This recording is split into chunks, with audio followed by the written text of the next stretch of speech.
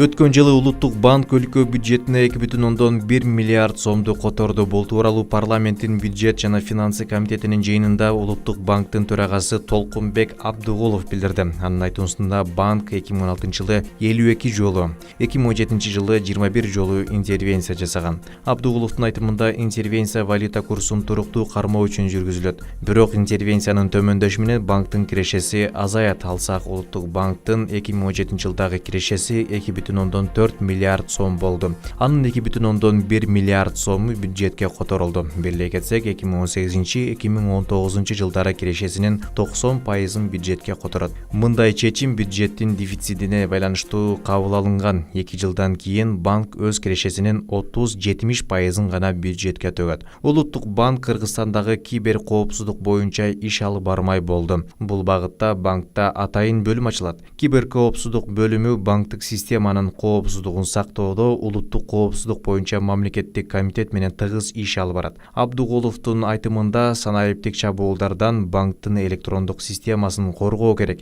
Себеби хакерлер мыйзамсыз акча которуу аракетине барышы мүмкүн. Аталган жыйында Кыргызстанда майда алтын куймаларын чыгаруучу цех ачылары да белгиленди. Учурда Кыргыз алтын ишканасы менен цехтин ачылышы тууралуу сүйлөшүүлөр жүргүзүлүп жатат. Бүгүнкү күндө майда алтын куймалар Кыргызстандан алып келинет. Абдыгулов ошондой эле алтын валюталык резервиндеги алтындын көлөмүн көбөйтүү пландалып жатканын айтты.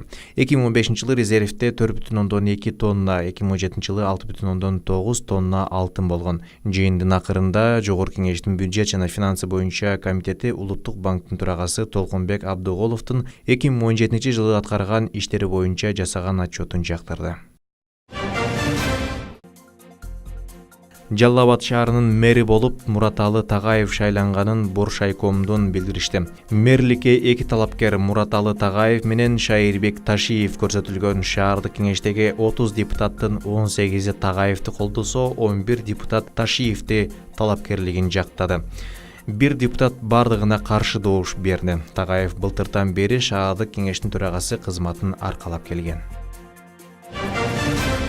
Бишкектин Манас проспектисинин Чүй жана Жибек жолу көчөлөрүнө чейинки бөлүгү унаа кыймыл үчүн ачылды. Бул тууралуу мэриядан кабарлашты. Оңдоо иштерине байланыштуу аталган жолдун бөлүгү 10 майдан бери жабык турган. Беле кетсек, быйыл Манас проспектисинин Жибек жолунан Семетей көчөсүнө чейинки бөлүгүндө реконструкция жүргүзүлөт.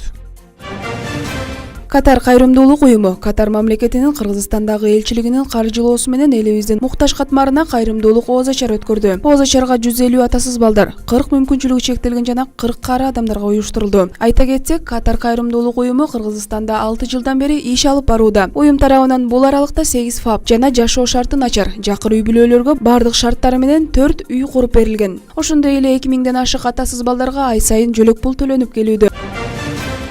11-июндан 12-июнга караган түнү Кыргызстанда Кадыр түнү белгиленет. Бул тууралуу муфтияттан кабарлашты. Кадыр түн Рамазан айынын 26-сынан 27-чи түнүнө караган күнгө туш келет. Бул түндө мечиттерде имамдар шарият, адеп-ахлак, Куран жана хадис маселелеринен баян кылып окушат. Ал эми орозо айт 15-июнга туура келиши мүмкүн.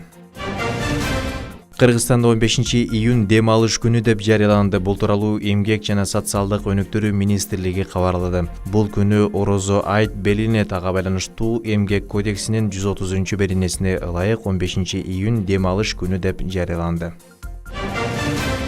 15-июндан тарта Бишкек балыкчы каттамы менен поезд каттай баштайт. Бул тууралуу Кыргыз темир жолу ишканасынын маалымат кызматынан кабарлашты. 29-июлга чейин поезд жума жана дем алыш күндөрү жүрсө, 30-июлдан 10-сентябрга чейин күн сайын каттайт. Поезддер Бишкектен эрте менен саат 6-дан 25 мүнөт өткөндө чыгып, балыкчыга 11-ден 20 мүнөт өткөндө жетет. Ал эми балыкчыдан 17-ден 8 мүнөт өткөндө чыгып, Бишкекке 21:56-да жетип алат. Чоңдор үчүн билет баасы 69 сомду түзөт. Балдарга 34 сомдон төлөөгө туура келди.